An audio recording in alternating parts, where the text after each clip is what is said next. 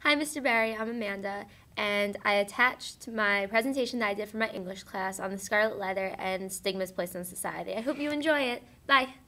So my thesis is we aren't known for what we do, but rather who we do.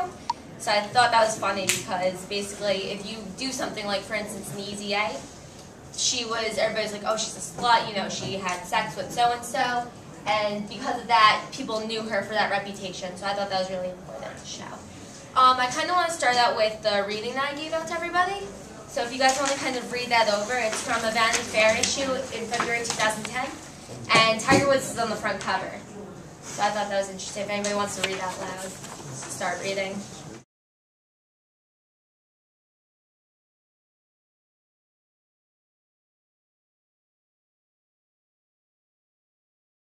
Non-controversial. What did you guys think about the article after reading it? Do you guys have any comments like why, you know, his approval rating fell so much? Do you think that that would have happened with any other player? What about like Kobe Bryant? Mitchell? Well, I think with Tiger Woods, it's especially like the fall was great because like before this, like Tiger Woods was like the picture athlete. Like he was like perfect. Like he won like on the most ridiculous shots. Like he never like was mean to the media or anything. Never like exploded on the media, and just like it was really like all of a sudden for him to do all these things that like I'm not like his biggest fan, but I'm sure like a lot of kids like idolize him growing up and everything. Well, well, in a sense, I feel like that's almost like towards the end how we're talking about how he was crafted to produce a man of nothing. Like he kind of isolated himself, and in a sense, he created this false like image that he's this perfect person who's nice to the media and does everything right. When in reality, he just kind of kept it all under the rug. I agree. But one of the questions I kind of keep on thinking is like, should we be privy to all of this information? If he's a great golfer, should we just leave it at that? You know, and even like Vanity Fair is definitely known for, you know, using a lot of profanity and really kind of like calling it out there like it really is. But do we really need to know that like Tiger Woods was into mild S&M and all that stuff? I mean, is there a line that's genuinely being crossed? And I feel like even this article really asks that question. Well, like how many of you guys have read like US Weekly or like, you know, all those like celebrity magazines they talk about like Kim Kardashian, and you guys like read about their lives and you kind of want to see what that's like. How do you think, is that the same thing as looking at, you know, the journalists that are they're breaking up marriages basically? Is marriage even sacred anymore? Harry? I think that in like Hollywood and stuff like that, like this is generalizing them, but I think a lot of it's just an act, and the readers and the people, like basically I feel like Hollywood's like they're all in show, like basically, and they're putting on the show for us. And we want to see all the dirty stuff, and we want to know all like the bad thing that's happening to them. So by Annie Leibovitz catching these pictures and stuff like that, that's what we want to see, even if it's wrong.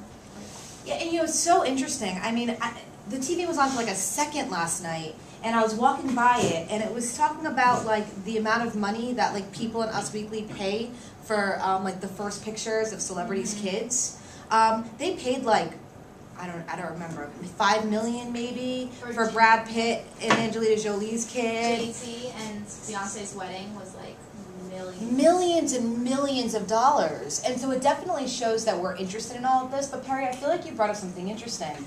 You know, just by saying like their public lives. Celebrities or actors and actresses by nature, they're public figures because we go and see them, right?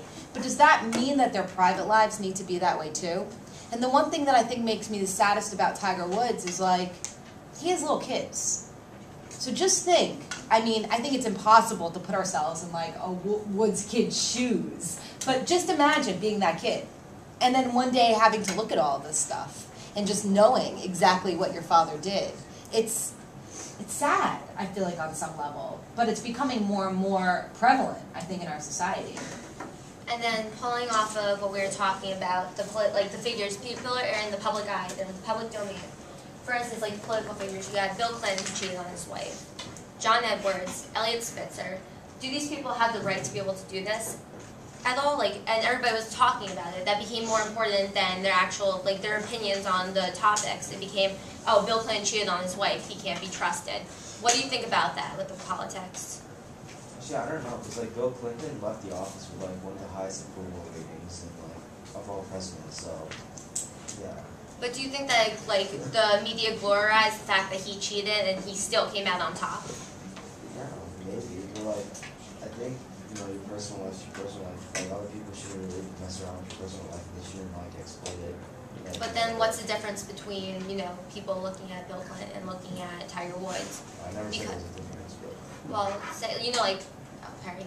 I think we hold a higher standard for like moral decisions for like a politician who's looking over our country and a golf player who's just in it for money and for himself. But I think we should hold the standards because these are the people who are supposed to be setting examples for the people who aren't in the public eye, and they yes, not everyone chose to be famous, but they do choose to be in the spotlight, and if you're gonna do bad things, then you're gonna get caught. Yeah. Going along with that, Andrew, I don't remember anymore. I went to GW, so I was actually in DC when the entire Monica Lewinsky scandal came out. It was a huge deal. I mean, there was a lot of talk about him being impeached because of it, because he lied under oath. And so imagine, you take the oath really seriously, but, you have reporters asking you really personal questions that will possibly destroy your home life. But you're also the President of the United States, so that moral is set throughout. And I feel like I really remember there being, in the Washington Post, a whole pull-out section that had, their entire conversations and stuff like that as well. So it definitely, opened the door, I think, for a lot of criticism. And in the end, you're right, he proved himself as a political leader, which is why he had the approval rating that he did. But that definitely tarnished his reputation quite significantly. And again, think about what that says about their family as well.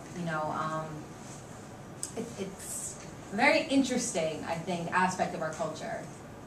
I kind of want to skip around because my next one was actors, and I kind of want to go back to that and athletes, but I want to give statistics that I found while I was researching. Out of the people that get married, 45 to 55% women cheat. That's a pretty large number if you think about it. If you're going to get married, I would say that half of this class is probably going to get cheated on or is going to cheat on their spouse. That's a significant number. And, I can't even imagine, thinking about that, but it's, according to the statistics, there's going to be a few number of people that are going to do this in this room. And then out of those women that cheated, 73% of them had an emotional affair. Do you think that there's a difference between women cheating and men cheating with the emotions that are tied in?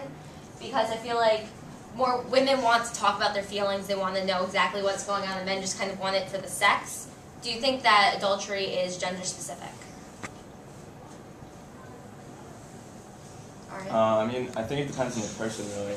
I think from either side, you could be cheating both emotionally or physically. Neither one is really excusable, per se. A relationship is, built on both of those factors. Anybody else have any other opinions on this? I actually just read an article somewhere talking about Facebook and how this reporter suggests that all married people shouldn't have Facebook accounts because how that has opened up a whole new can of worms in terms of the social networking systems.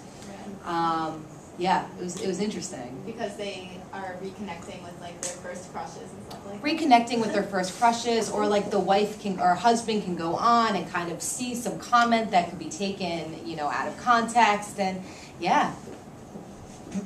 Well, off of that, do you think that the media, for instance, Facebook, people are able to go deeper than they should have been? They're investigating. Would you investigate if you thought that your husband or wife was cheating on you? How many of you would do that at all? Just curious. So, that's significant, I think, that people are becoming, more afraid of being cheated on in society. All right. Going off of that, I think it is a threat that's getting worse in our culture, but at the same time, I remember one time in history, Mr. Goodman brought up how the bicycle was a big threat to society because they were afraid people were going to go bicycling around, go farther, cause havoc and meet new people and stuff. And I guess any sort of technology has that potential. Maybe it's getting more heightened, I think, in our society. And kind of, again, it goes back to that merging between public and private lives. Look what Facebook is. You're posting your private pictures and your private thoughts on a public domain. And I don't know if you guys know this or not, but we did this research last year when we were reading 1984. The second you post a picture, unless it's changed, but I don't think so, the second you post a picture on Facebook, it becomes Facebook's property. Oh, am I wrong? Andrew? No, I was going to talk about like something else, like some guys from like NYU. They created something called Dive Sports, like Facebook, but everything's decentralized. Like you run all the programs on your own computers, you own it completely. So if you put pictures or wherever, and then you suddenly realize you don't want it anymore, you can take it off and nobody can do anything about it. Interesting. What's the name of the site? Dive Sports. They haven't come out with like an official copy yet. It's still not on the stage, but Very interesting. Tom, what were you going to say? And then I kind of want to hear your opinions on the fact that it's still very gender specific, do you think? You already said it depends on the person, but do you think that men are more prone to cheating than women are, or the opposite? Well, I think in like TV shows, like I don't know with like celebrities and stuff, but you see both. I don't know. I feel like you see women like meeting men like as much as men meeting women. I don't know. Courtney? I think like in the public eye, like public knowledge, you always think that men cheat more, but in reality it's like equal. Like both are prone to do it, but like publicly, like you just kind of think like it's like the girls singing songs about the guy who cheated on her, and it's just all like that kind of thing. But in reality, it's probably the same. Yeah, I agree I with you. totally hear the Carrie Underwood song in my head right now. Harry?